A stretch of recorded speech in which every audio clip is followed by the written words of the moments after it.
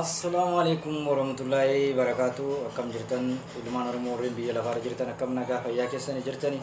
Jirra wallahi alhamdulillah isgeenyi jirra. Baganaaf jiraatanii. Obbo Jawaar Mohammadi waggaa lama keessaa guyyaa dheengaddaa jechuudha. Misaa'ila jabaa tokko dhukaasee ture. Misaa'ila inni dhukaase kanarratti miidiyaaleen hedduun qeeqa jabaa kannaa jiranii fakkeenya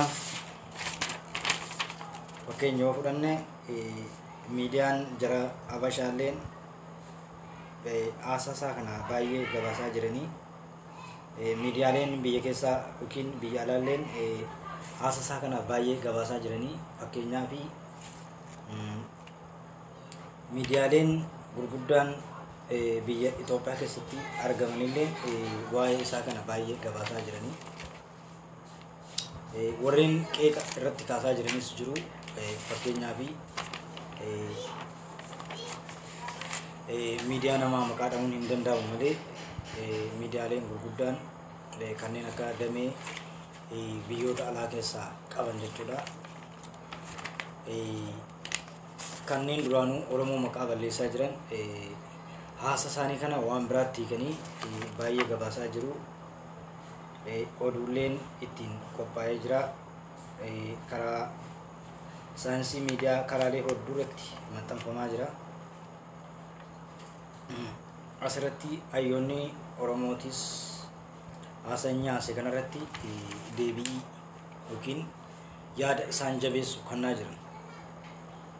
Kun maal argisiisaa? Oromoon humna jabaa enerjii horachaa akka deemtu kan argisiisudha. Maaliif kaayyoon isaaniituun kaayyoo fuula keenya dura bilisummaan akka jirtu akka nutti agarsiisudha. Haasasaa keessatti fakkeenyaaf itti hidhamanii itti beelanii har'a kun Rabbiin waggaa lama keessaa nu baasee gara Noozar biyyoota Awurooppaa kana keessa imalaa jiranii fakkeenyaaf biyyoota afur imaluuf deemaa jiranii biyyo isaa Obbo Baqqalaa Garbaa Jawaar Mohammad jechuudha. Koongiraansii uummata Oromoo irraa paartiilee namoonni jajjabaan dhageettii gurguddaa waggaa lama guutuu erga hidhama mana hidhaatti ba'anii jarri kun gara hawaasa biyya alaatiin wal arguuf waan deemaa jiruuf jecha warreen biyya keessaa yaada baay'ee keessa galaa jiranii wanti sodaatan maaliif beektaa? Kaayyoon isaan qabatanis kaayyoon tokkichi isaan ittiin hidhamanii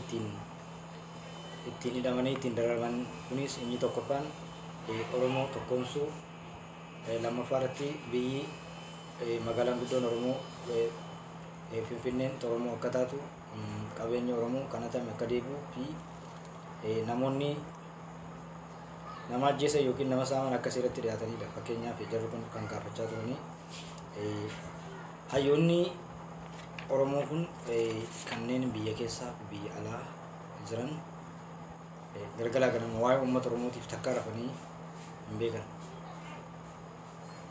Waa'ee Oromoo kanaaf odoo qabsaa jiranii mataan isaanii harraa'ee fakkeenyaaf Oromoon hanga bara 1907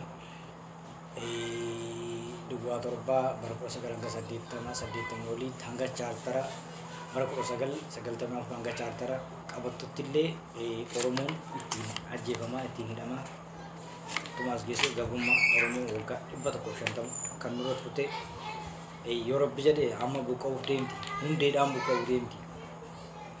Mee qabadhaa laala. Haasaan naasee kana karaa yuutuubiitiin karaa telegiraamaatiin tamam show Oromoo kan jedhuun argachuu dandeessanii fuula yuutuubii keenya subscribe godhaa, like godhaa, share godhaadhaa haasa jajjabaa sirraa akka argattan abdii qabna. Inshaallah ta'ala Obbo Jawaar Mohammadiif Baqqalaa Garbaa torbee kana keessa miidiyaaleen gurguddaan addunyaalleen akka haasa'isuu deemu dhagahamaa jira. Miidiyaa hordofaa kanneen akka OMN, Kilo Miidiyaa, Miidiyaa Kush, Miidiyaa fa'aa miidiyaaleen Oromoo